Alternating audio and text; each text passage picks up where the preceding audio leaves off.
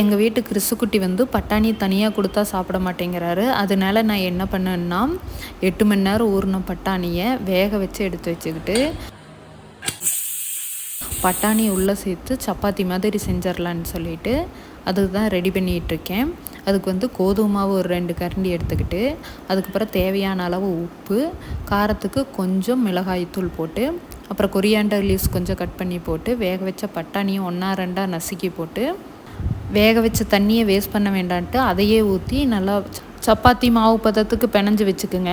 அதுக்கப்புறம் வந்து ஒரு 10 மினிட்ஸ் அதை ரெஸ்ட்டு கொடுத்துட்டு அதுக்கப்புறம் சின்ன சின்ன உருண்டையாக பிடிச்சி அதை வந்து நல்லா தேய்ச்சி எடுத்துக்குங்க. அதுக்கப்புறம் வந்து நம்ம தோசை தவாவில் போட்டு அதை சப்பாத்தியாக ரெடி பண்ணி எடுத்துக்கலாம். உண்மையாக டேஸ்ட் வைஸ் நல்லாவே வந்திருந்தது. நீங்களும் உங்கள் வீட்டு குட்டீஸ்க்கு இந்த மாதிரி டிஃப்ரெண்ட்டாக செஞ்சு கொடுத்து பாருங்கள். அவங்களும் கொஞ்சம் இன்ட்ரெஸ்ட்டாக சாப்பிடுவாங்க.